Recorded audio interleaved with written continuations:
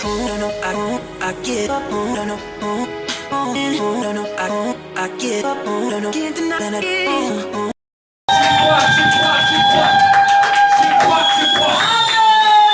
le Fils demande, le Père le lui donne. Ce que le Fils demande, le Père le lui donne. Le Père le lui donne. Le Père le lui donne. Le Père le lui donne. Ce que le Fils demande, le Père le lui donne. Acclame très bien pour Jésus-Christ. Tu peux faire mieux. L'intensité de ta célébration détermine l'intensité de ce que tu as vécu.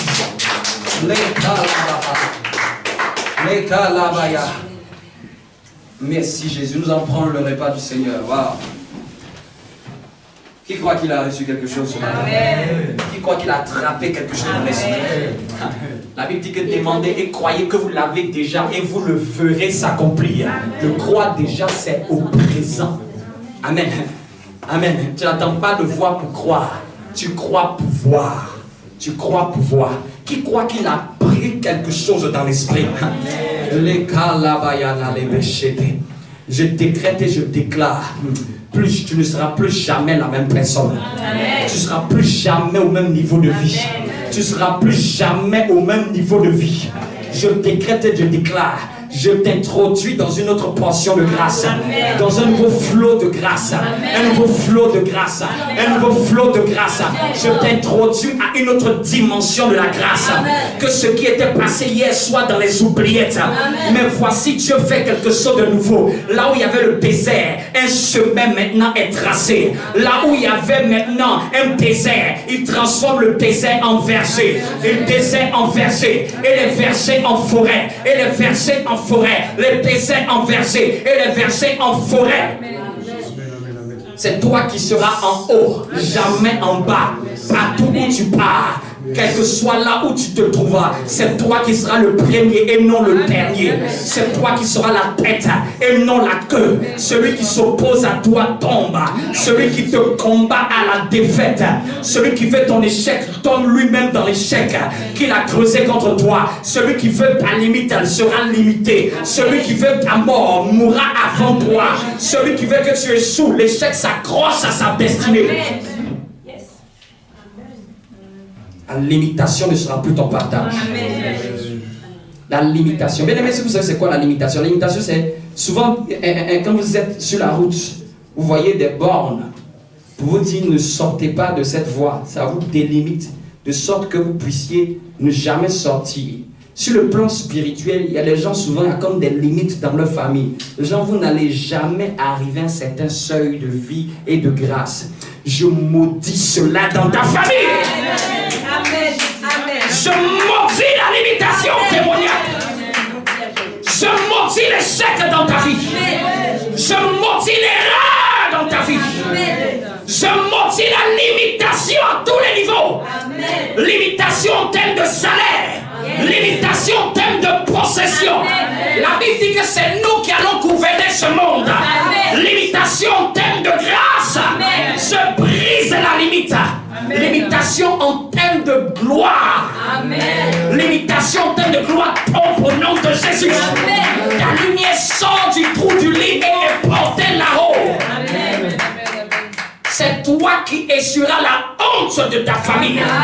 C'est toi qui vas donner un nom à ta famille. C'est toi qui vas donner un nom à ta famille. Je le dis parce que tu es là. Je dis c'est toi qui vas donner un nom à ta famille. Une histoire à ta famille. On viendra s'abreuver chez toi. On viendra manger chez toi. On viendra prendre conseil chez toi. On viendra interroger le Seigneur chez toi. On viendra prendre la prière chez toi. On viendra prendre l'intercession chez toi. On viendra prendre la faveur chez toi. Parce que ton Dieu va abreuver plusieurs. Ton Dieu va faire de toi une source de bénédiction.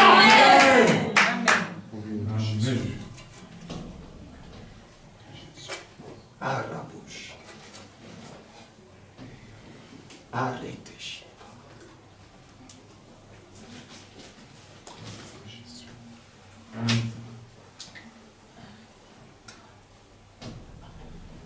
Partout où tu poses la plante des pieds, cela t'appartient. Amen. Où j'aime pas, partout où tu poses la plante des pieds, cela t'appartient. Amen. Ce territoire est à mon Père. Amen. Je domine Amen. sur tout ce qui vit sur la terre, dans les cieux, dans les eaux. Il a remis la domination aux hommes. Rien ne te résiste au nom de Jésus. Celui qui se combat s'écrase. Celui qui parle contre toi en secret, que Dieu ferme sa langue. Amen. Celui qui veut ton mal, que le mal se multiplie à l'infini contre lui. Qu'ils disent comme ils ont dit à Isaac, ton Dieu t'a largement béni. Amen. Nous voulons faire alliance avec toi. Amen. On risque d'être écrasé par ta bénédiction. Bien-aimé, que Dieu te bénisse d'un point que même le païen soit scandalisé. Amen. Le païen, ton voisin soit scandalisé. Amen. Ton voisin vient prendre conseil pour savoir comment tu as fait. Amen. Tarabashetebe.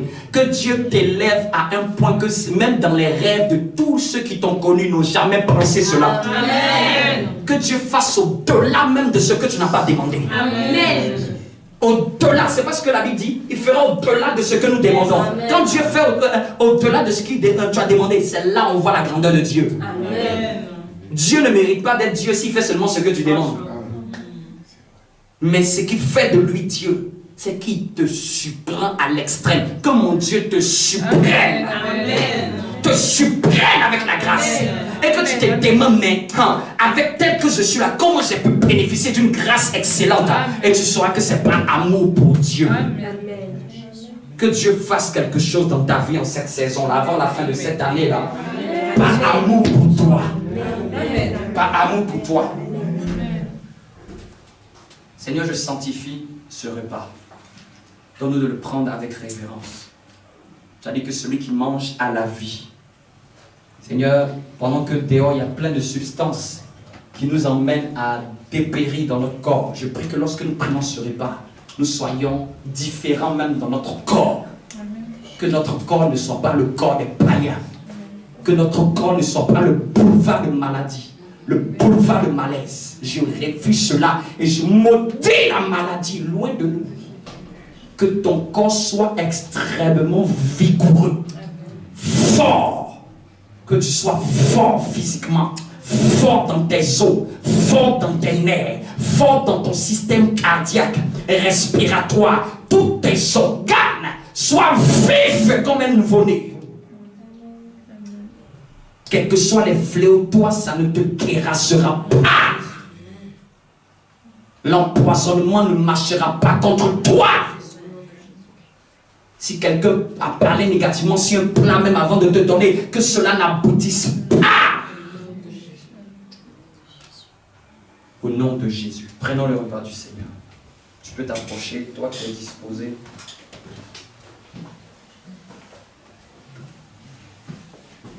Qui a les mains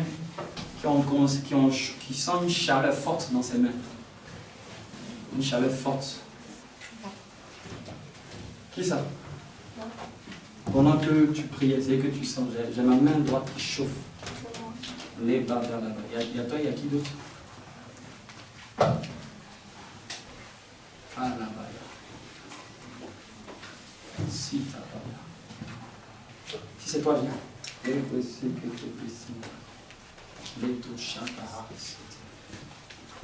Et ta là-bas. Je suis disposé. Au nom de Jésus-Christ de Nazareth, reçois ta portion de grâce au nom de Jésus. Je suis disposé, assoiffé, que ton onction descende sur moi. Je suis disposé, Assoiffé. que ton onction descende sur moi. Je suis disposé, Assoiffé. que ton onction descende sur moi. Merci Jésus. C'est au nom de Jésus que nous vous prenons.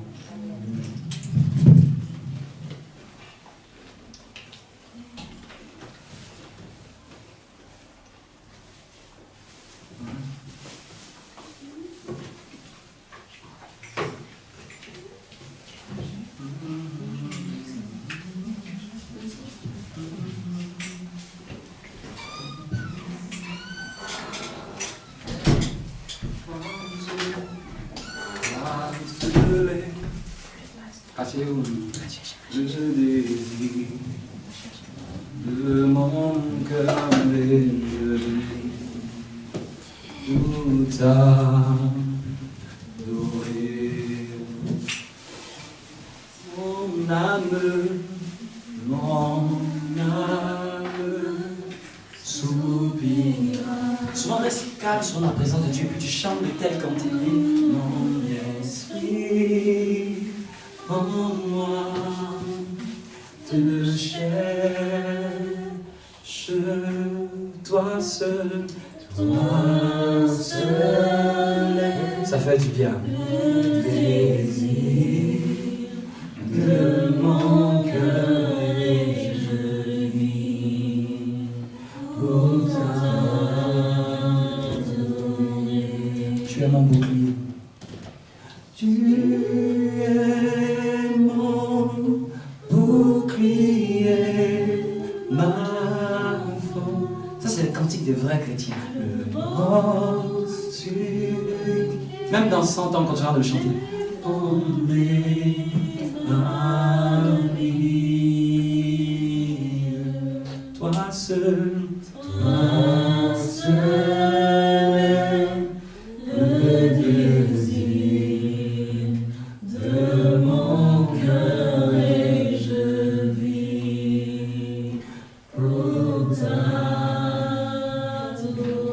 Quand tu chantes ça, tu es tellement rempli de paix et d'abondance. Tu peux pas chanter de tel cantique et puis être malheureux. Tu es mon bouclier. Tu es mon bouclier, ma force, le roc sur qui j'ai fondé ma vie.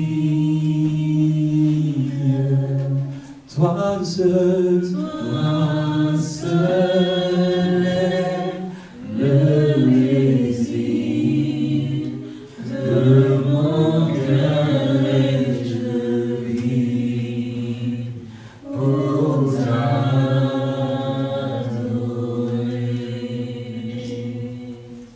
Merci Seigneur. Dispose le cœur selon ta parole. Ta parole est une lampe à nos pieds, une lumière sur nos sentiers. Guide-nous d'après ta parole. Donne-nous de ne pas nous borner à l'écouter. Que les esprits soient concentrés, disposés au nom de Jésus-Christ de Nazareth. Amen. Amen.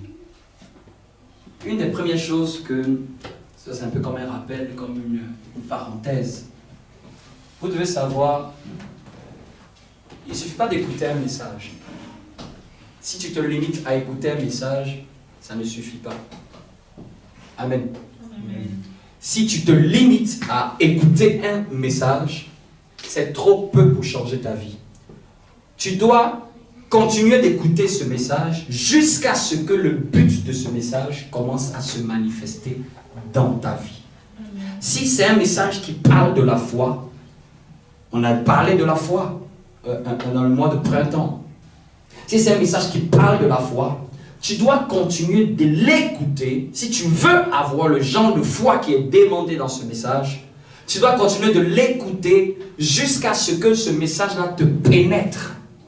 Et que la foi qui est enseignée dans ce message puisse être manifestée dans ta vie. Amen. Amen. Aujourd'hui, il y a beaucoup qui se contentent simplement d'être de simples auditeurs. Non, non, non, non, non. Pousse le travail de Dieu plus loin que ça.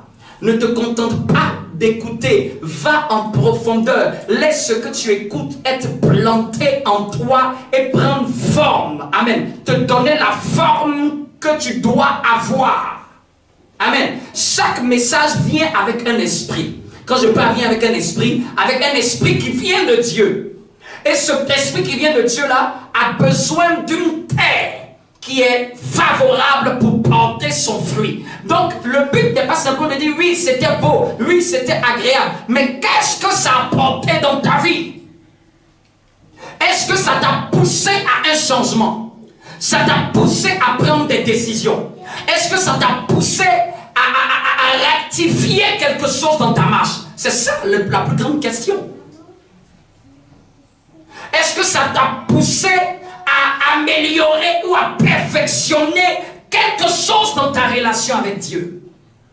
C'est ça le but d'un message. Non, le but n'est pas d'écouter pour écouter. Le but n'est pas d'être là assis seulement à m'écouter une seule fois. Le but c'est quand tu sais où tu veux aller, tu mets à tes oreilles ce qui doit entrer pour te donner la forme que tu dois avoir. Ton cœur est comme un champ. Jésus a dit, le champ c'est le cœur. La semence c'est la parole. Le semeur c'est le Seigneur. Et il passe aussi au travers de ses serviteurs pour s'aimer la parole. Mais la manière dont le résultat va se faire, ça ne dépend plus du semeur. La manière dont le résultat va se faire, ça ne dépend plus de la semence. La semence, on sait qu'elle est de bonne qualité. Le semeur, on sait qu'il est volontaire à semer. Mais regardez dans la parabole de Matthieu 13, la parabole du semeur. Le problème se trouve chez ceux qui doivent recevoir. C'est ceux qui doivent recevoir qui sont problématiques. La Bible dit qu'il y a un qui a entendu mais n'a compris pas. Il n'a pas donné d'effort à comprendre. Il n'a pas fait de recherche pour comprendre. Il s'est limité à une simple écoute d'un dimanche. Mais il y en a un autre. La Bible bizarrement dit, il reçut la parole aussitôt avec joie.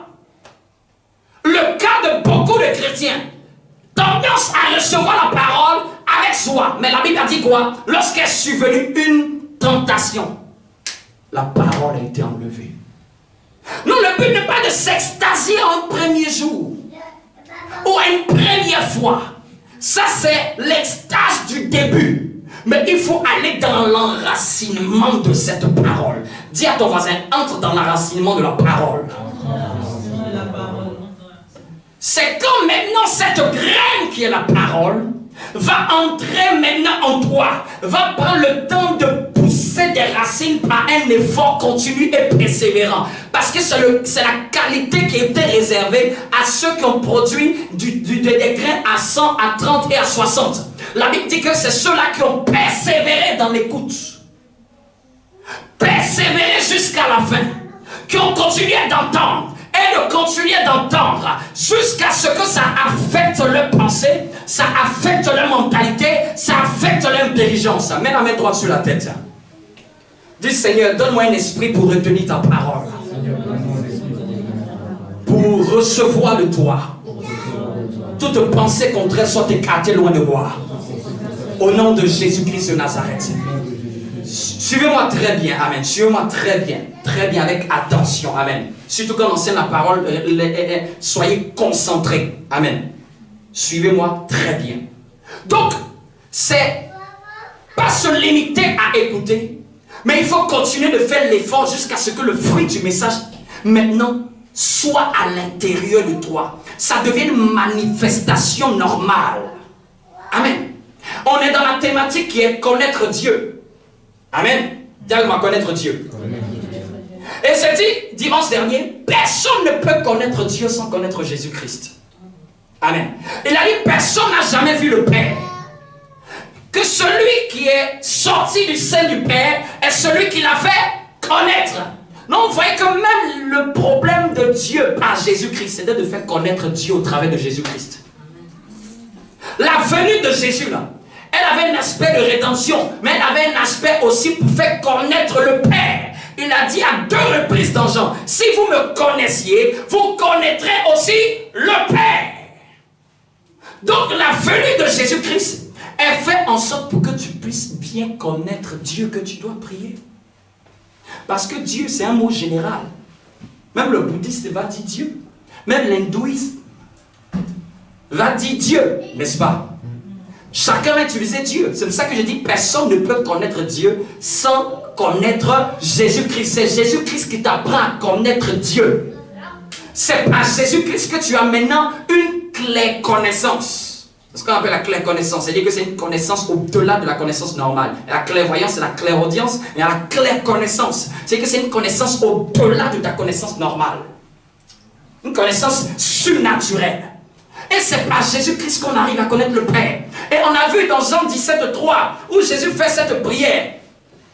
éternelle, c'est qu'ils te connaissent, toi, le seul vrai Dieu, et celui que tu as envoyé, ton Fils Jésus-Christ. Donc, on a vu que Jésus a remis toute l'histoire de la vie éternelle là, dans une connaissance de Dieu et de son Fils.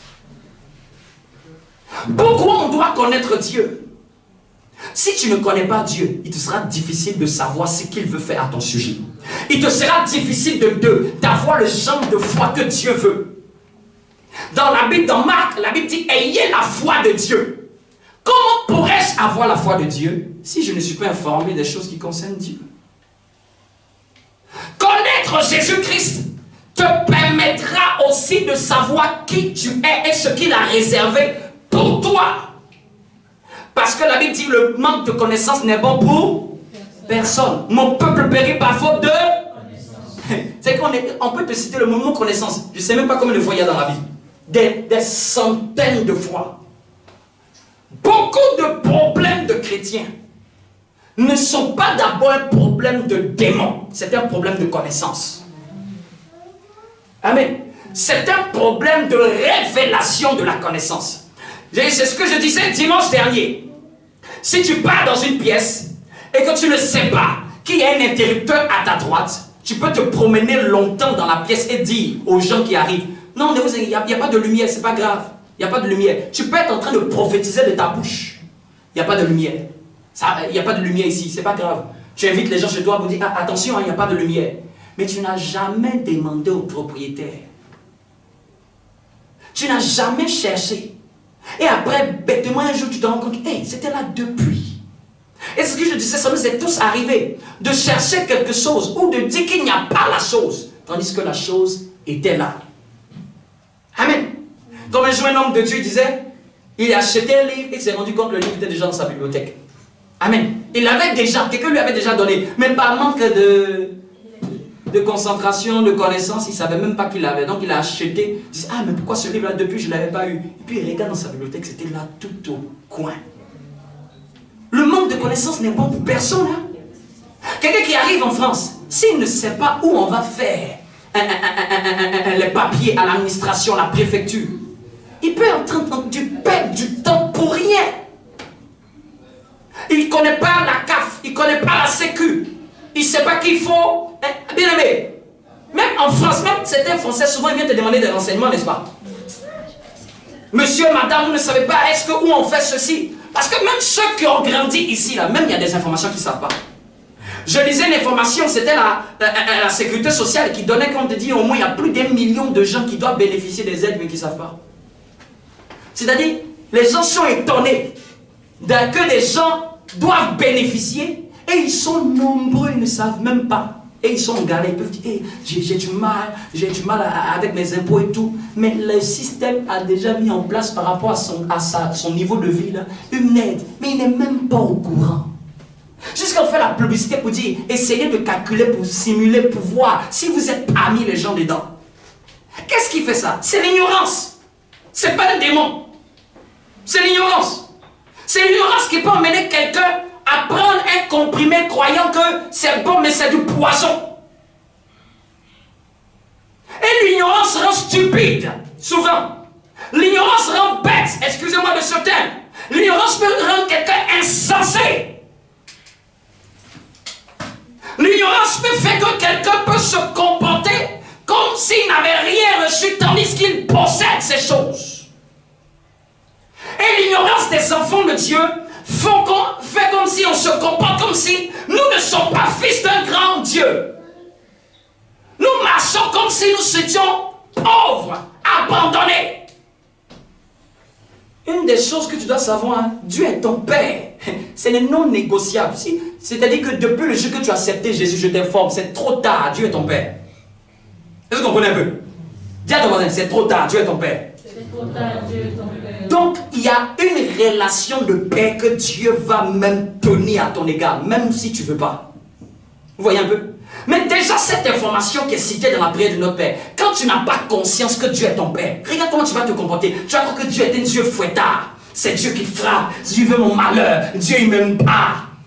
Beaucoup de chrétiens sont comme ça. Mais ils savent que Dieu est le Père, mais dans leur conscience, c'est la conscience de comme si Dieu, il m'aime pas, parce que aujourd'hui j'ai commis un péché. Non, Dieu, c'est qu'il me déteste, c'est qu'il va plus m'aimer, c'est qu'il va plus m'écouter ma prière. J'entends même certaines personnes dire, est-ce que même ma prière, est-ce que Dieu entend? Hey! C'est parce qu'il te manque la connaissance de Dieu. On a dit que ceux qui connaîtront le Dieu agiront avec fermeté, ils feront des exploits. Mais quand tu n'as pas cette information-là, tu peux être en manque de foi. Parce que Dieu, pour opérer, a besoin que tu aies la foi. Ton Père, là, c'est la foi dont il a besoin chez toi. Mais si tu te comportes en disant, est-ce que Dieu m'aime? Tu doutes de l'amour de Dieu. Ça, c'est les béabas déjà. Satan vient te fléchir dans les pensées. Dieu ne t'aime pas. Tu as vu avec ce que tu as traversé. Si déjà ça, tu n'es pas convaincu que Dieu t'aime, comment tu vas vaincre cette attaque-là?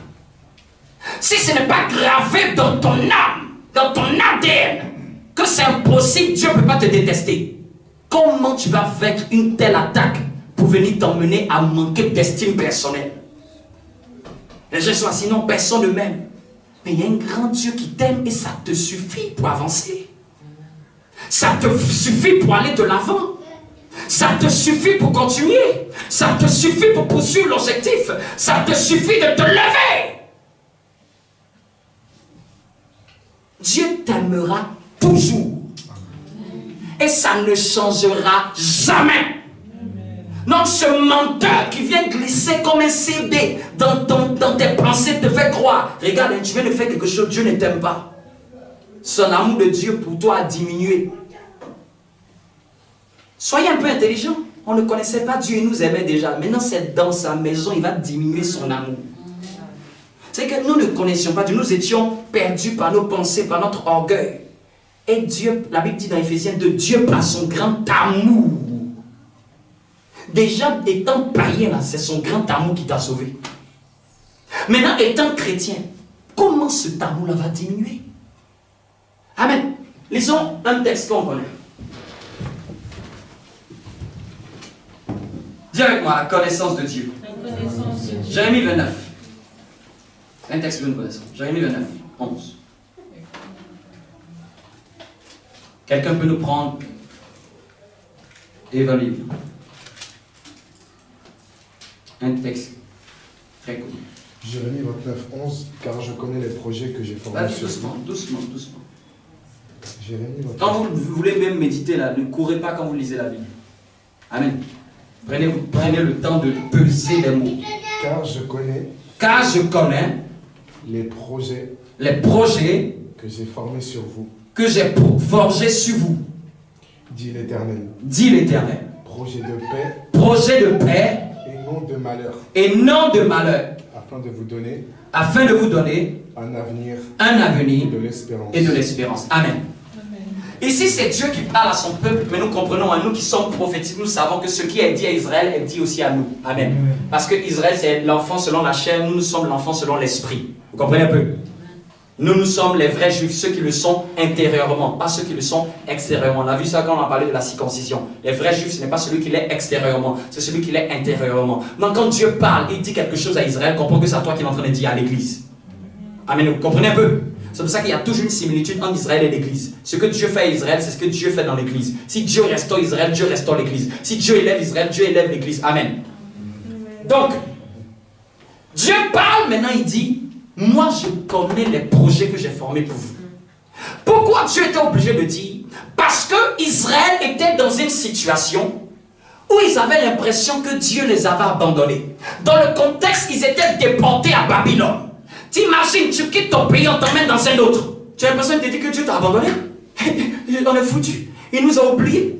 Mais même dans la déportation, Dieu vient par le prophète Jérémie et Dieu vient leur dire, je connais les projets que j'ai formés pour vous. Je vais vous informer. Si peut-être vous ne connaissez pas, moi Dieu, je ne suis pas amnésique. Moi Dieu, je ne suis pas quelqu'un qui ne sait pas ce que je fais. Même si vous êtes en déportation, je vous parle d'un peuple qui est en déportation. Quelqu'un qui était censé subir le sort. Mais Dieu même en déportation, Dis ce que j'ai prévu pour vous, ce n'est pas un malheur. Et puis imagine maintenant, toi qui es dans la maison de Dieu. Est-ce que quelqu'un comprend un peu ce que je veux dire?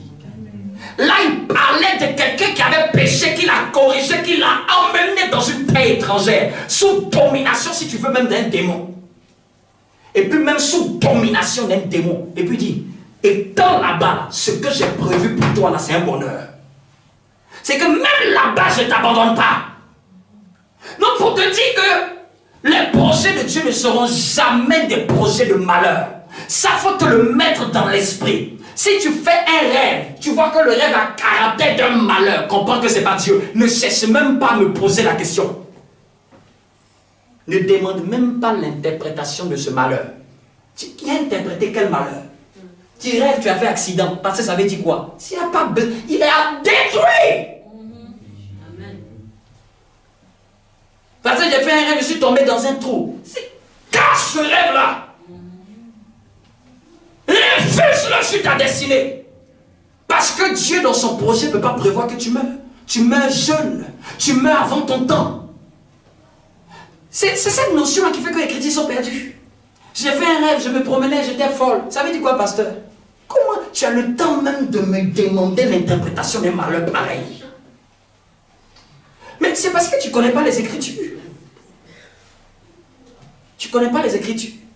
Tu cherches à savoir quoi d'autre que ce que Dieu a prévu pour toi, là, c'est du bonheur. Non, tu comprends que ce que tu viens de voir là, c'est pas Dieu qui te les donne comme information. Parce que même celui qui était en captivité, là, Dieu lui dit que c'est un projet de bonheur. Quelqu'un me comprend un peu? Faut bousiller ce rêve-là. Tu te lèves, tu maudis ce rêve-là. Et puis tu dis, plus jamais vous m'envoyez ce genre de rêve. Tu parles à ceux qui étaient à la source. Plus jamais vous pensez m'intimider par ça. Jamais. Je vous retourne 1000 fois ce rêve-là. Que ça soit, vous soyez en paix avec ça. Ils vont regretter de t'avoir testé un jour. Mais quand on t'envoie des messages, ou des informations, ou des paroles, ou des rêves, Satan fait ça pour savoir. Attends, je vais voir cet enfant-là. Est-ce qu'il connaît bien Dieu? Est-ce qu'il connaît bien le Dieu qui prie là? Il parle beaucoup quand il prie. Seigneur, je te loue, je t'adore. Qu'il donne. On va lui mettre un CD. On va voir sa réaction le matin. Et puis quand tu vas voir des circonstances commencer à s'organiser, tu vas dire, hey, aujourd'hui là, le malheur est sur moi. C'est toi-même qui prophétise ton malheur. Aujourd'hui, l'adresse, c'est ma sale journée. C'est toi-même qui vas enterrer ta vie avec ta bouche. Il a dit, ah, le prophète a prophétisé. On lui a donné une inspiration. Au lieu de se baser sur la parole de Dieu, il s'est laissé influencer par ce qu'il a vu. Je vous dis, beaucoup de vies sont détruites à cause des influences de Satan, de cette technique-là.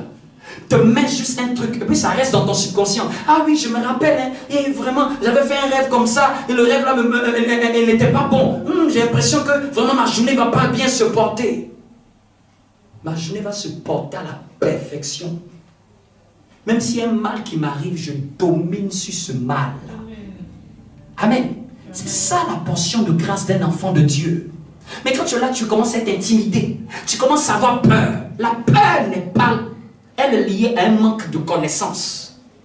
Quand quelqu'un a peur, c'est parce qu'il n'a pas une information. Et la peur tue la foi. Et la peur empêche Dieu d'agir. Et la peur, c'est la foi satanique. C'est-à-dire qu'au lieu de la foi, si tu as peur, tu attires l'action du diable. Tiens ton voisin, il faut connaître Dieu. Il faut bien connaître ton Dieu là. Il faut connaître Dieu. Ceux qui connaîtront le Dieu agiront avec fermeté. Cette phrase va mettre dans ton esprit. Agiront avec fermeté. C'est-à-dire qu'il y a des moments où il faut être ferme dans ta foi. Ta foi ne tolère pas certaines choses. Ta foi n'accepte pas certaines choses. Ta foi a le droit de refuser certaines choses. Tu n'es pas limité, enfant de Dieu. Donc Dieu dit les projets que lui il a formés pour toi et pour moi, ce sont des projets de quoi? De paix et de bonheur et non de... Moi, tu comprends que le malheur ne peut jamais venir de Dieu. Tu comprends que Dieu, même dans sa pire folie, excuse-moi du CTL, ne peut jamais penser au malheur à ton sujet. C'est-à-dire que même quand Dieu ne veut même pas agir dans ta vie, c'est même pas le malheur qu'il pense. Même quand Dieu dort, c'est même pas le malheur. Même quand Dieu ne dit rien, c'est pas le malheur. C'est-à-dire que c'est aucunement. Amen. Dieu m'a dit de vous, a mis ce passage dans mon cœur pour que je puisse vous dire que il y a des choses là, c'est pas Dieu. Ne mettez pas ça sur lui. Il connaît ce qu'il fait. Connais ton Dieu et comment il fonctionne. Prenons notre passage, Ésaïe 55. Non pas Jérémie 29, 11. Je viens t'emmener à être rassuré des projets que Dieu a formés pour toi. Non, si tu te lèves tous les matins, tu te demandes, mais à quoi suis-je appelé? Je suis appelé à exécuter les projets de paix et de bonheur de Dieu. C'est ça auquel tu es appelé à être destiné. Même si tu ne sais pas, tu sais au moins le domaine. C'est des projets de paix. Même si tu ne sais pas, tu sais que c'est des projets de bonheur. Il t'a donné la caractéristique de ces projets. Tu as besoin de quelle autre information pour avoir la foi en ça? Amen. Ésaïe 55, 10, 11. Quelqu'un pour lire? Rapidement, c'est là. Est-ce que vous me suivez? Suivez-moi très bien. Comme la pluie et la neige des... Écoutez encore, donc, ce qui me plaît dans ces passages, c'est Dieu qui est en train de parler. Comme la pluie et la neige descendent des cieux. Comme la pluie et la neige descendent des cieux. Quand il pleut, qu'il neige, ça quitte du ciel et ça descend sur la terre, n'est-ce pas? Écoutons ce qu'il dit. C'est un raisonnement logique. C'est que Dieu, à un moment, il est sorti des poèmes. Là, maintenant, il utilise ton cerveau. Il dit, regarde, mon enfant. Regarde-moi, mon enfant. Tu vois, quand la pluie, souvent, il faut faire comme ça. Tu attrapes la tête de ton enfant, il faut lui parler. Mon enfant, regarde, quand la pluie descend et la neige descend, qu'est-ce qu'elle fait? Oui? Elle n'y retourne pas. Lis bien au début. Comme la pluie et la neige descendent des cieux. Descend des cieux. Et n'y retourne pas. Elle n'y retourne pas. Tu as déjà vu la pluie qui descend puis ça retourne? Avez-vous déjà vu ça dans votre esprit? La neige qui est revenue puis qui a fait marche arrière pour repartir. Sans avoir arrosé. Oui. Féconder la terre. Donc elle vient descendre sur la terre. Qu'est-ce qu'elle fait? Elle arrose. Elle féconde la terre. Oui. Et fait germer les plantes. Elle va faire germer même les plantes. Ça, c'est la pluie et la neige. Quand elle descend sur la terre, il dit qu'elle ne retourne pas. Elle vient faire quelque chose. Elle vient féconder, arroser. Oui. Sans avoir donné de la semence au semeur. C'est-à-dire qu'elle ne part pas tant qu'elle n'a pas fait tout ce travail-là. Oui. Ça, c'est un exemple, mon enfant. Écoute maintenant. Et du pain à celui qui mange. Oui. Ainsi en est-il de ma parole. Donc, je t'ai pris un exemple, mon enfant. Je t'ai dit, regarde la pluie, regarde la neige. La neige, quand elle descend, elle ne fait pas marche arrière. La pluie, quand elle descend, elle ne fait pas marche arrière. Elle descend, elle vient pour un but. Comprenez? Elle vient pour un but. On n'intercède pas pour ça. Amen. C'est logique, c'est dans le plan de Dieu. Et puis, il dit maintenant, ainsi en est maintenant de ma parole. Il a pris un exemple pour te parler. Il veut prendre un exemple clair que ta logique peut comprendre, pour que tu arrives à te faire une idée claire de la logique de Dieu concernant ce qu'il dit de sa bouche. Vas-y, ainsi en est-il de ma parole qui sort de ma bouche. Qui sort de ma bouche. Donc maintenant, ainsi c'est de la même manière, comme la pluie et la neige descendent, ainsi ça est pareil de la parole qui sort de ma bouche. Qu'est-ce qu'elle fait? Elle ne retourne point à moi sans effet. Elle ne peut jamais faire marche arrière. Quelqu'un n'a pas dit amen. Amen. Elle ne peut jamais retourner. Sans quoi? Pour moi, sans effet. Elle ne peut jamais retourner sans effet. Sans quoi? Sans effet. C'est fini? Sans avoir exécuté ma volonté. Sans avoir exécuté. Est-ce que tu peux dire amen pour ça? Acclamer Dieu pour ses paroles. Ça fait partie des premiers versets qu'on m'a appris quand j'étais dans la foi. J'ai appris avec ceux qui m'ont mené dans la foi. Dieu dit, et il faut être rassuré. Il prend même un exemple logique, un exemple tangible, un exemple que tu peux matérialiser. Et puis il te dit de la même chose. Comme moi aussi je parle, jamais, never, ça ne peut pas revenir. C'est ces genres de choses-là qui doivent être gravées dans ton esprit. tu sais que ce que Dieu a dit à ton sujet, c'est ce que Dieu a dit à ton sujet. Que Satan soit content, énervé, fâché, qu'il transpire contre toi. Oh, tu te fatigues pour rien. Il faut avoir de telles convictions comme ça au sujet de ton Dieu. C'est que de telles convictions que tu sais que jamais Dieu peut retirer sa parole sans qu'elle ait produit son effet, sans qu'elle ait atteint son but. C'est le jour que tu vas voir que la pluie qui va descendre et puis elle se retourne. Ce jour-là, tu pourras dire que Dieu, sa parole aussi va retourner à lui. Est-ce que vous comprenez un peu? Voici par exemple ces 2 versets qu'il m'a mis dans mon cœur. De vous les partager pour que vous arriviez à avoir une claire connaissance de comment ton Dieu est. Et la Bible en est remplie. Si on doit te parler de tout ce que Dieu est, on ne finira jamais jusqu'à ce que Jésus revienne. La Bible regorge d'informations au sujet de ton Dieu. Et c'est pour ça que la Bible dit qu'il faut la méditer jour et nuit. Pourquoi? Tu médites pour avoir quoi? Il faut méditer pour connaître le Dieu que tu pries. Il faut méditer pour avoir une information, une révélation sur le Dieu que tu pries, pour connaître ton Dieu, parce que ceux qui connaîtront le Dieu feront des exploits. Hey. Parce que c'est de ta connaissance que vient ta prière. C'est de la révélation de la connaissance que tu as, que tu peux commencer à savoir que tu vas prier dans quel sens. Si tu n'as pas su que ce que tu demandes sur la terre sera aussi lié dans les cieux, tu ne vas pas savoir que c'est toi qui dois prier. Tu ne vas pas savoir que c'est toi qui peux donner le bâton de commande. Tu ne vas pas savoir que c'est toi qui dois donner l'autorisation. Tu peux être en train de te plaindre. Ah Seigneur, pourquoi tu n'agis pas dans ma vie? Dieu dit, mais j'ai mis mes paroles dans ta bouche. Nous t'attendons aussi. Tu attends le ciel aussi, tu regardes avec un œil. Ah, ma fille, tu pries quand? On t'attend, nous les servants, on a déjà tout préparé. Tu pries quand même, les gens te demandent. Les gens sont là comme ça. Ah, j'espère aujourd'hui qu'elle va prier. Hein? Parce que nous, depuis, comme un livreur, il est là comme ça. Depuis, on est là. Tu entends, il fait que Satan se moque de toi.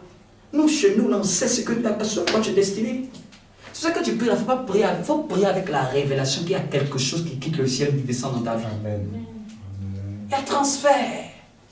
Souvent même en chant, les gens ne comprennent pas ce qui se passe. Il y a transfert entre ciel et terre. C'est ce qui se passe en réalité.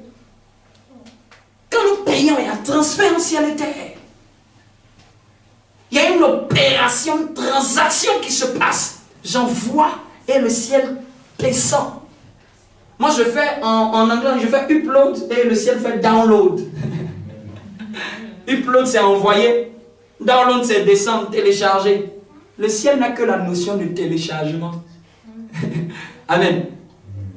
C'est dit que quand tu regardes les anges, bon, c'est pas, tu regardes les anges sur les ordinateurs, là, quand il y a ton nom, on voit le frais temps. Il n'y a seulement qu'un bouton télécharger. Amen.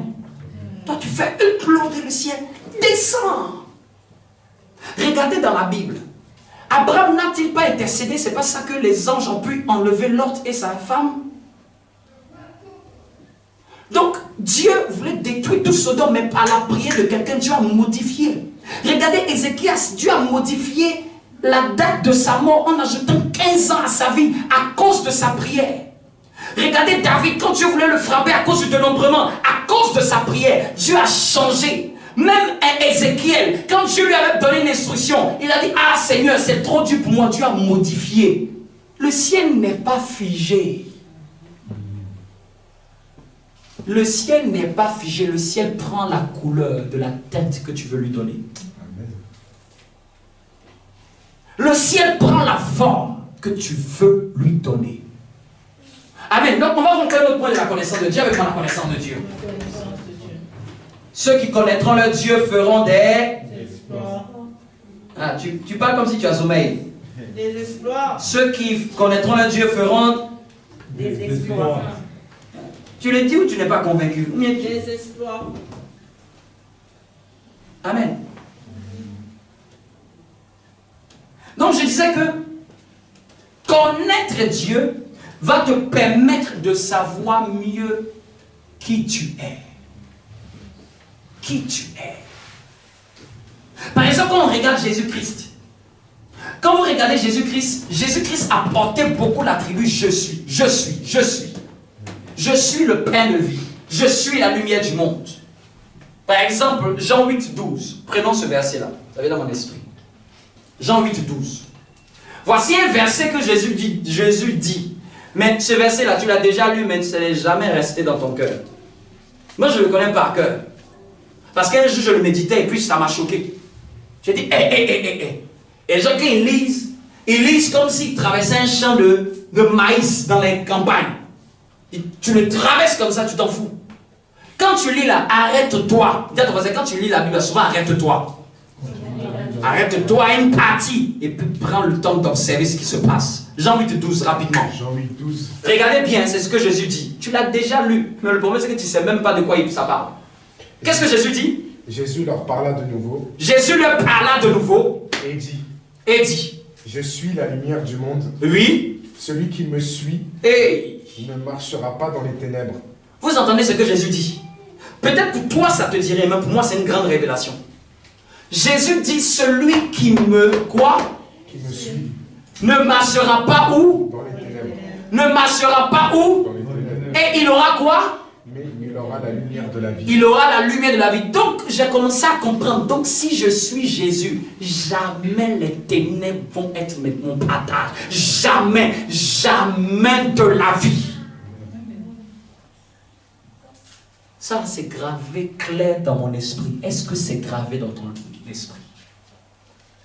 Est-ce que même quand Satan même t'apparaît, et puis il te dit, tu m'appartiens, qu'est-ce que tu peux lui répondre? Les gens ont la bouche pour parler quand c'est pour les choses du monde. Est-ce que tu peux tchatcher? On peut utiliser ce thème-là avec Satan.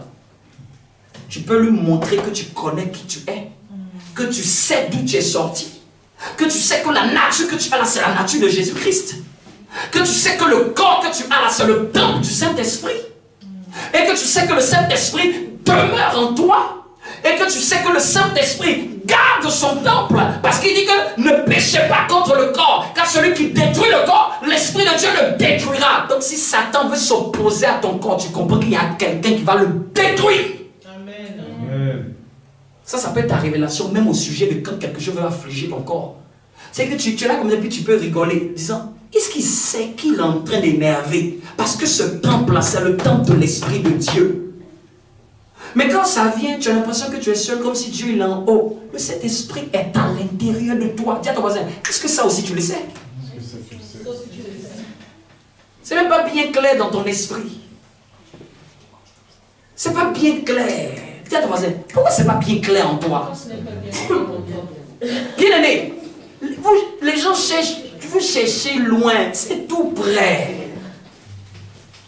Les chrétiens cherchent trop loin des choses qui sont, on n'en a même pas besoin. Les choses de Dieu, c'est simple.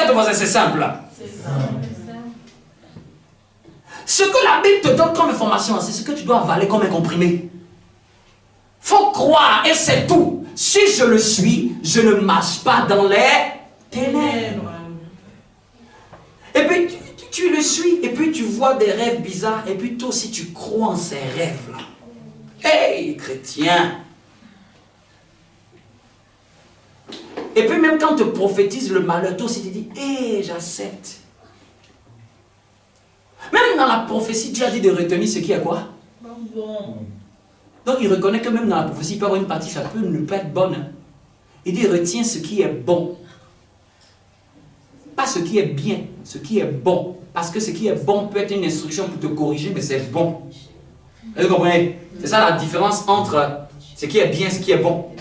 Ce qui est bien, tu vois, c'est forcément la chose chic que tu vas avoir à prendre. Mais ce qui est bon, c'est ce qui, tu sais, qui est un conseil. Ça peut te faire mal à un instant, mais ça va te corriger.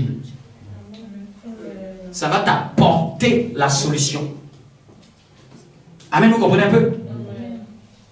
Dis à ton voisin, celui qui me suit ne marchera pas dans les ténèbres. Si un jour il y a une situation qui t'apparaît, qui te demande qui es-tu, elle ne va pas te le dire en te posant la question, tu sais quoi, elle va se manifester très bien dans ta vie.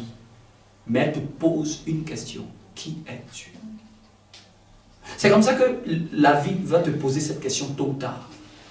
Ça peut être une situation économique, une situation professionnelle, une situation spirituelle, une situation même de santé, ça apparaît et ça vient toujours avec un point d'interrogation.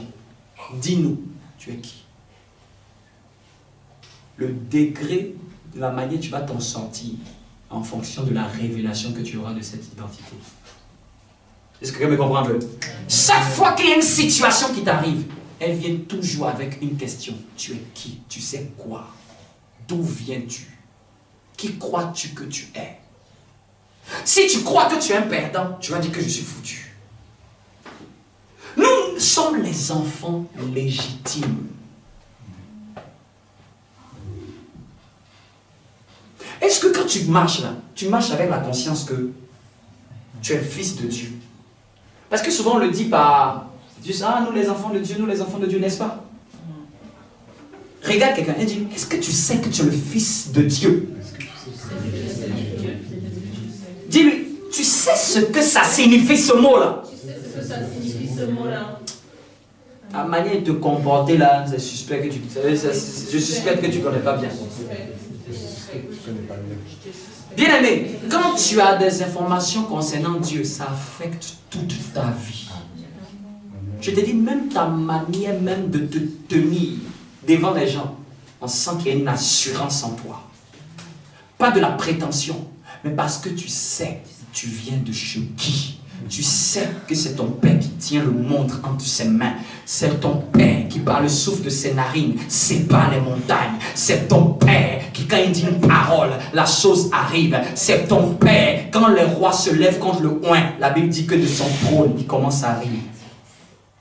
Dieu, quand les rois dit comment, dans le psaume 2, les rois se lèvent-ils contre son coin, la Bible dit que de son trône, il commence à sourire. C'est-à-dire que Dieu voit le malheur mais il rit. C'est-à-dire qu'il sait qu'il a déjà le coup d'avance sur Satan.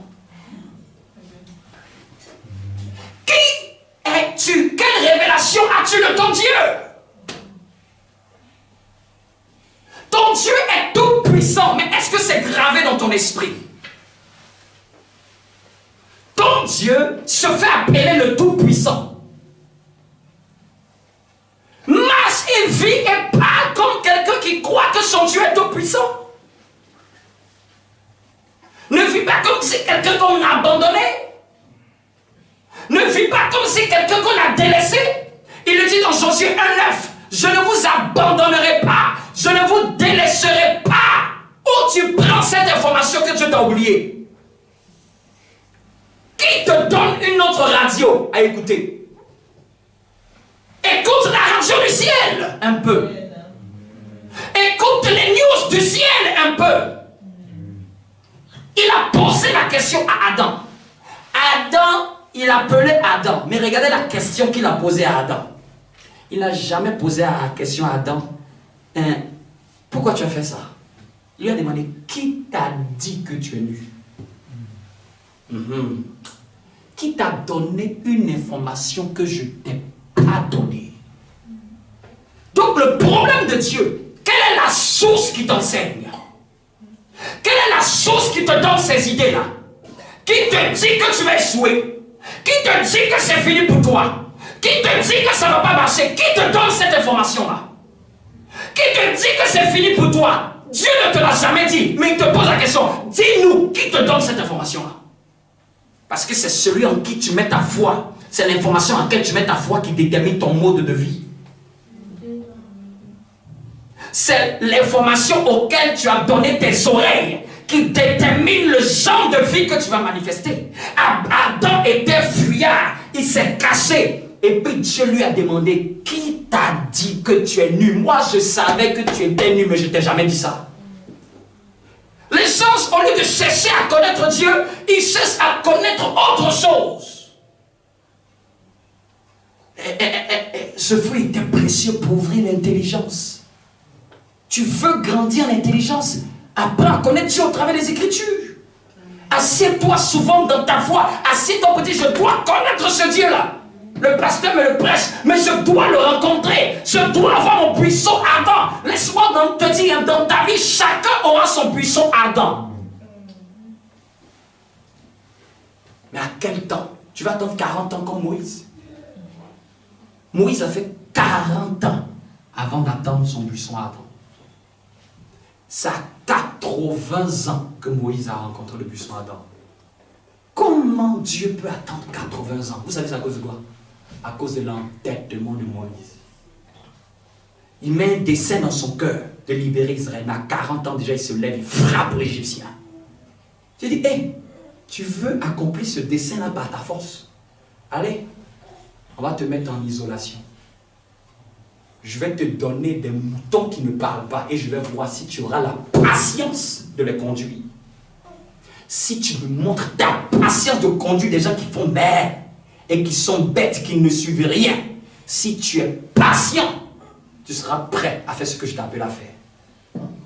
Et il a fait ça dans la maison d'un prêtre féticheur. Il a dû même marier sa femme. Il est resté là-bas jusqu'à 80 ans. C'est un jour quand il se promenait comme ça, Dieu dit, il a réussi le test. Chacun a son buisson Adam. Le buisson Adam, c'est toi et Dieu. C'est seul à seul avec Dieu. C'est là où tu as une révélation claire de ton Dieu. Avant que Moïse quitte le Seigneur, il dit, je vais dire quoi? Il dit, tu leur diras, je suis t'a envoyé. C'est-à-dire que chaque révélation de Dieu doit te donner une haute perception de qui il est. Jusqu'à présent, ils avaient bougé avec la révélation du Dieu El Shaddai, le Dieu d'Abraham. Comprenez un peu, les Juifs, autant ils étaient esclaves en Égypte, ne connaissaient que Hachem, Adonai, El Shaddai, mais n'ont jamais eu la révélation de Jésus. La révélation de Jésus, là, c'est Moïse qui l'a apporté. Dis à ton voisin, quelle révélation as-tu de Dieu? Quand tu lis la Bible, c'est pour recevoir de Dieu. Parle-moi, enseigne-moi, révèle-toi à moi, montre-moi qui tu es, permets-moi de te voir, je veux te percevoir, je veux te toucher, je veux savoir qui tu es. Qu'est-ce que je vais dire lorsque je vais parler? Je vais dire quoi? Est-ce que je vais dire ce qui sort de la bouche du pasteur? Ou est-ce que je vais dire l'esprit qu'il a inspiré? C'est pour ça que beaucoup de chrétiens ne savent pas quoi dire. Même en évangélisation, ils ne savent plus parler. Un mot, deux mots, ils ne savent plus parler. Parce qu'il n'y a aucune révélation qu'il a de Dieu. Il n'a aucune expérience personnelle avec son Dieu. Il n'y a pas eu de rencontre, de frottement dans le buisson Adam. Il n'y a pas eu de nuit où il a lutté seul à seul avec Dieu, jusqu'à être vainqueur. Il n'y a pas eu de hanche qui a été déboîtée, ni de prix payé dans la présence de Dieu pour avoir un nom changé. Beaucoup d'enfants de Dieu portent le nom que leur Père leur a donné. Mais tu dois t'élever spirituellement jusqu'à porter le nom que Dieu, le jour qui t'a tissé dans ses entrailles, t'a donné. Tu sais que tu as un nom. C'est que tes parents t'ont donné là. Ça, c'est que ton parent a donné à ton corps. Mais ton esprit a un nom bien défini. Que tu le connaisses ou tu ne le connaisses pas, ça doit se manifester dans ta vie. Amen. Ça doit tellement déteindre sur toi. Mais aujourd'hui, les gens, c'est le nom que les parents leur ont donné. C'est ce qui déteint sur eux. Jacob a porté ce nom pendant des années. Mais à un moment, seul à seul a dit, je dois connaître ce Dieu-là. Et vous savez souvent c'est quoi? C'est dans les situations bizarres que c'est là que tu as la plus grande révélation du Dieu que tu n'avais pas. Quand tout va bien, il est difficile que tu arrives à savoir qui est Dieu pour toi ou quelle profondeur à laquelle il veut t'emmener. Mais Jacob avait fait partie de toutes ses femmes. Il devait rencontrer Ésaü qui devait le tuer. Il était dans l'angoisse, dans la peur, dans la tourmente. C'est le jour là sa destinée a changé. Souvent c'est dos au mur que Dieu va t'apprendre une facette de son visage. Souvent c'est quand même tu peux penser que tu es foutu. C'est là que tu vas découvrir une dimension du Dieu que tu n'avais pas conscience.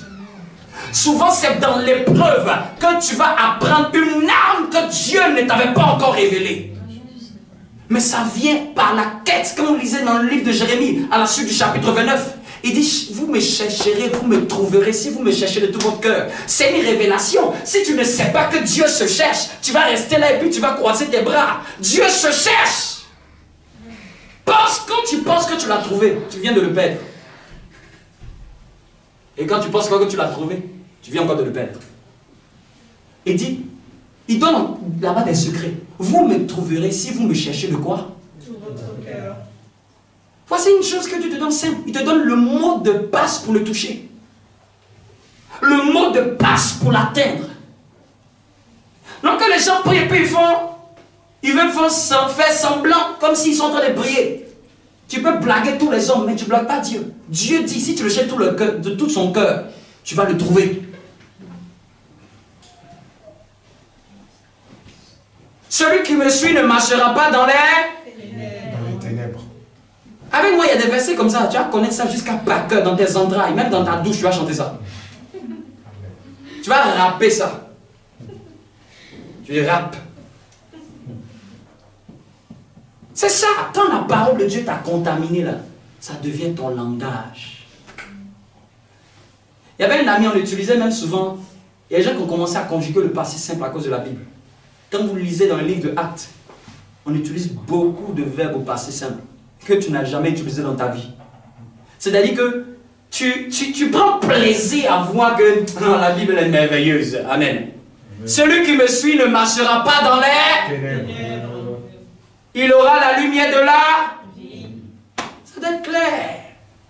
Pas seulement ici. Même quand tu es dans le train, dans le métro, dans ta voiture, ça doit être clair. Quand tu es seul dans ta chambre, ça doit être clair. Un jour, on priait pour la délivrance d'une fille. Et puis, on priait pour la délivrance d'une fille. L'esprit parlait au travers de sa bouche. Et puis, l'esprit a commencé à dire, ah, vous vous fatiguez pour rien. Oh, c'est que même l'esprit là-même se fout même des gens qui sont en train de prier. Arrêtez de prier, vous fatiguez pour rien. Mon élément, là, je le connais. C'est que l'esprit dit, si vous ne connaissez pas la personne là, moi je vous dis, vous allez finir de prier, non? Quand elle va rentrer chez elle, quand elle sera en train de pleurer, c'est moi qui arrive, c'est pas vous. Ah ah. Donc, l'esprit est en train de dire, elle se retrouve seule, elle se morfond sur son sort. Et elle passe son temps en train de pleurer, la nuit. Et vous savez, c'est lui qui dit, ah, on vient comme tu nous as appelés. Nous, on s'appelle apitoiement. On va apitoyer ton sort. Tu vois, personne ne t'aime, tu vois. Regarde comment lui, il t'a parlé. Personne ne t'aime. Tu vois, tu ne vaux rien. Regarde, ça n'a pas marché. Telle relation, ça s'est brisé. Et puis, elle pleure encore à chaudes larmes. Et puis, elle lui dit, ah, merci de nous ouvrir le chemin. Merci de nous ouvrir la porte. Et puis, c'est eux qui se jouent les soi-disant consolateurs, mais pour détruire sa vie. Mais ce qui m'a surpris, c'est quoi? L'esprit disait, je connais la personne. Moi, quand il a fini, il dit ça. Il dit, c'est bon, moi, je ne peux plus. Qu'elle prenne sa Bible, qu'elle lise. S'il faut qu'elle lise ça 100 fois. Parce que prier serait peine perdue. Beaucoup de prières peuvent être évitées si tu connais qui tu es en train de prier. Vous comprenez un peu? Je donne cet exemple pour dire que le problème, là, ce n'était pas au nom de Jésus, au nom de Jésus, esprit, au nom de Jésus. Souvent, tout ne se règle pas comme ça. C'est un manque d'information. Elle n'a pas confiance en Dieu. Elle ne croit pas en Dieu. Elle a encore des doutes installés. Et ce n'est pas le seul exemple que je connais. J'en ai vu même un là, qui dit, nous là, on la connaît. On lui montre un serpent la nuit, elle a peur et puis c'est fini. On va lui montrer un serpent la nuit. Elle va avoir peur, elle va revenir. C'est que l'esprit même vous regarde, il sait que vous êtes en train de taper du mauvais côté, quoi. Que ce que vous faites là, c'est peine perdue. On va partir, hein, parce que vous nous chassez. On va partir. Mais prenez garde, on revient avec assurance.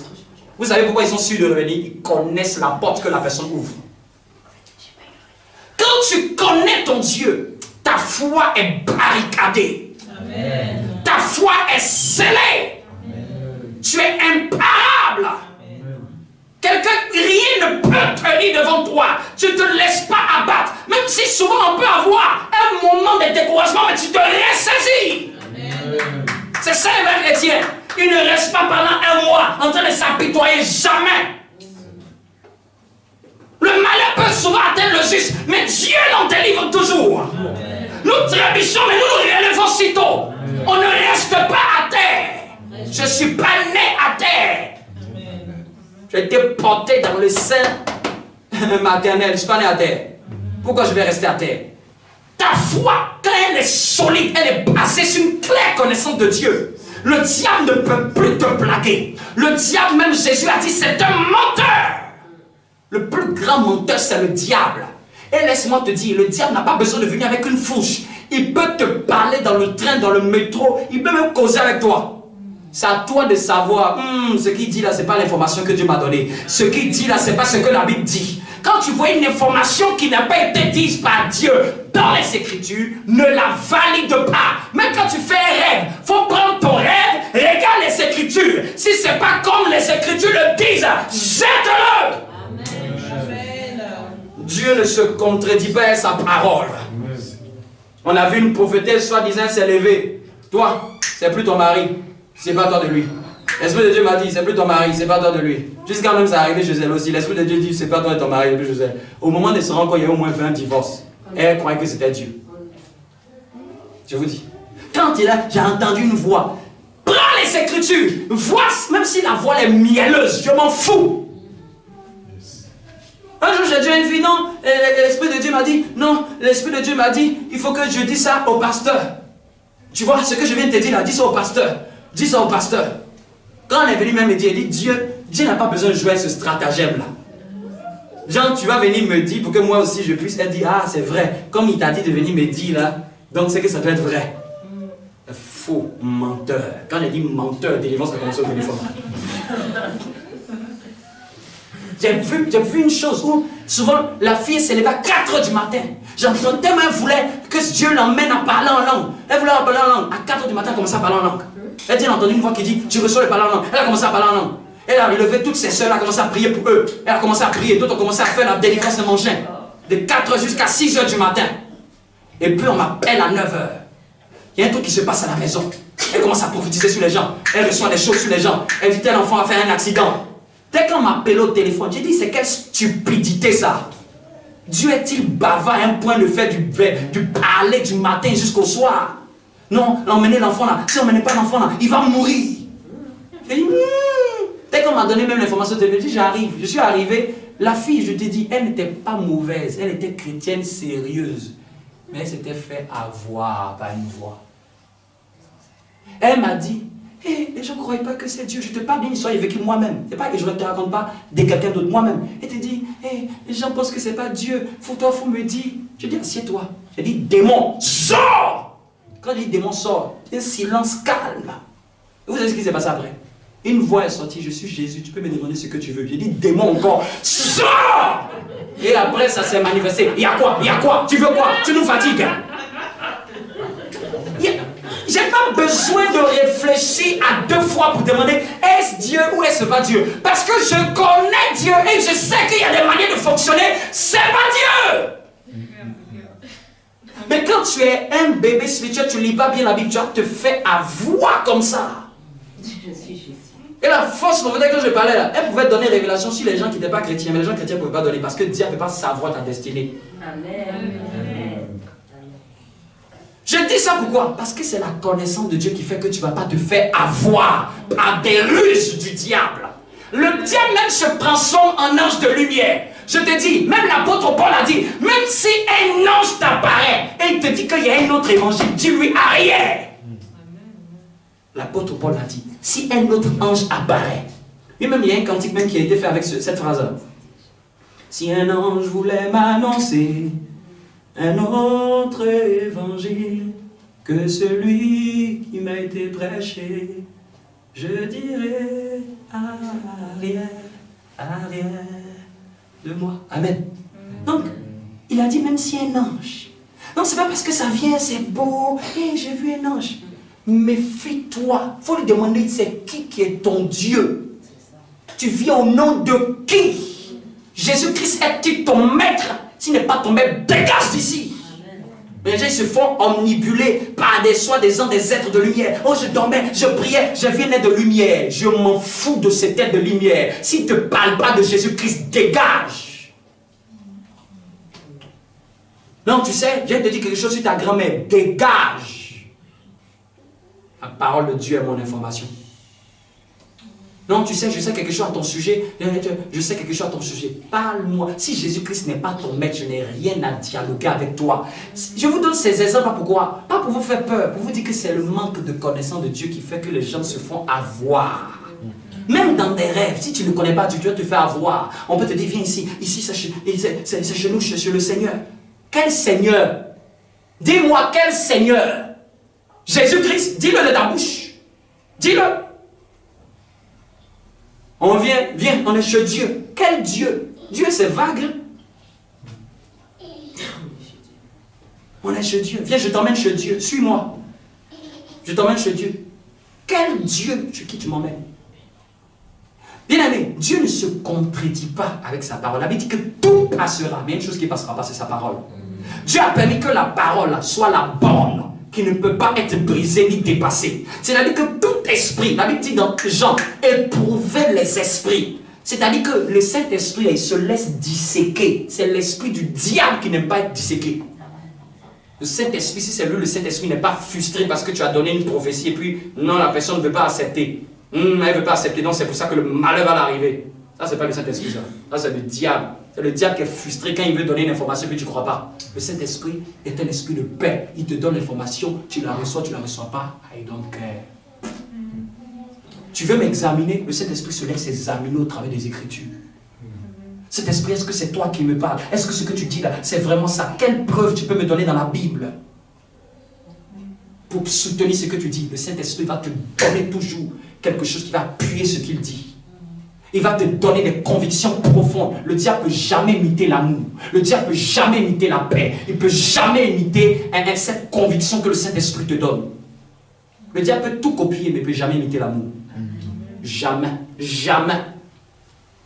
Jamais imiter. Il ne peut pas faire semblant d'aimer. Vous comprenez un peu? Vous voyez en quoi c'est important de connaître Dieu? Faut ta Bible, faut chercher Dieu dedans. Cherche Dieu dedans. Ça va enraciner tes pas. Ça va enraciner ta foi.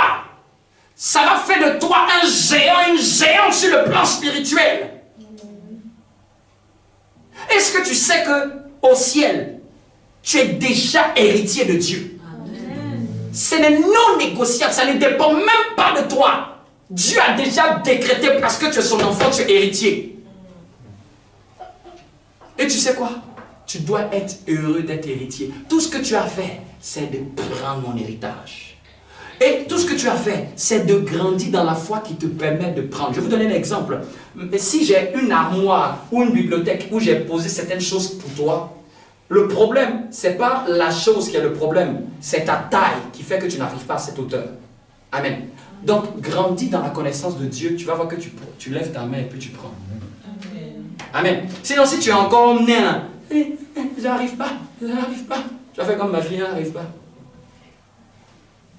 Et tu vas dire, Seigneur, j'arrive pas à prendre. Mais Dieu dit, monte en connaissance, monte en foi, monte en statut, grandis mon enfant, parce que moi j'ai déjà tout accompli. Élève un peu ta foi, vois comme je vois, comprends comme je comprends, reçois comme je reçois. Vois avec mes yeux, entends avec mes oreilles. Il y a un psaume même qui le dit, vois avec mes yeux, entends avec mes oreilles, parle avec ma bouche. Parle le langage de Dieu, écoute le langage de Dieu, vois Dieu au travers de ses Écritures.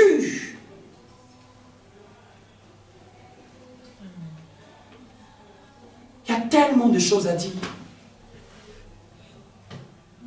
On ne peut jamais finir de prêcher ce message. Jamais. Ta Bible est remplie de connaissances de Dieu. Qui veut grandir dans la connaissance de Dieu? C'est ce que l'apôtre Pierre a dit, croissez dans la connaissance de Jésus-Christ. Croissez, croissez, croissez, croissez. Si tu ne grandis pas, tu vas pouvoir rater beaucoup de choses qui sont déjà pour toi. Quand tu pars au McDo, tu pars à la bonne, tu as fini de taper. Les serveurs préparent tout. C'est toi de venir prendre, c'est pas elle. C'est pas elle. C'est à toi d'aller chercher ta commande. Tu es mature. En fait, Dieu me dit, Dieu ne veut pas te voir comme un bébé spirituel. Dieu te voit comme un mature. Si tu éduques ton... Comment souvent on utilise des thèmes disant que tu as gâté l'enfant? Ça veut dire quoi? C'est une manière, genre, tu l'as tellement cajolé dans un sens fragile, que tu l'as rendu bête, dépensier, manque de respect. Qui voudrait que son enfant soit gâté? Tu ne veux pas, non? Pourquoi tu veux que Dieu fasse de toi un enfant gâté?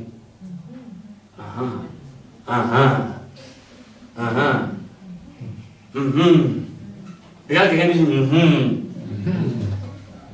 tu es assis, tu crois, c'est pas. Seigneur, que tout soit accompli, que tout soit accompli. Tu es assis comme ça, tu regardes, tu as tellement fini de regarder ta série Netflix, que tout soit accompli, Jésus-Christ de Nazareth. Dieu regarde comme ça. Ça, c'est enfant gâté, ça.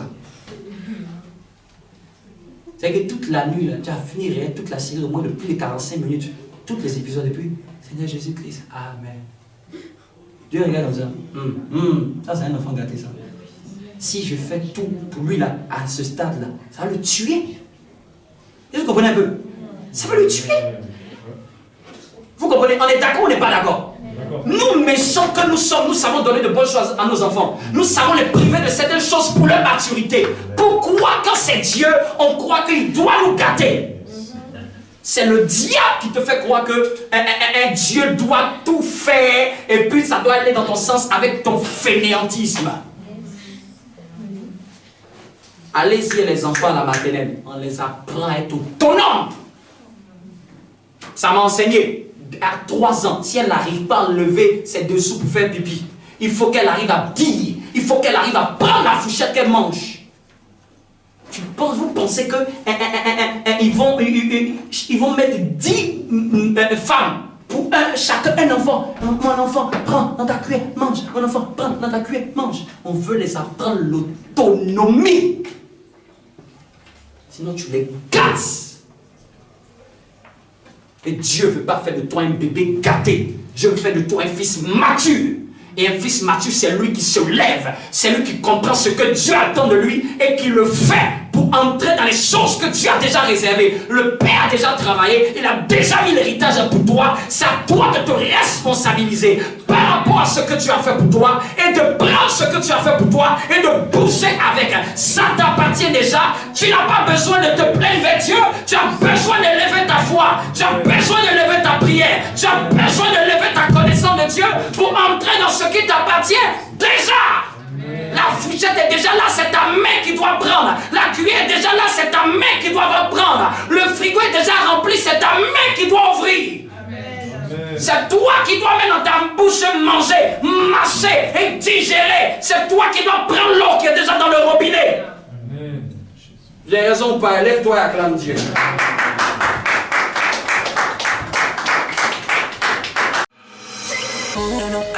I get up, no, no, no, no, I get up, no, no, can't deny it.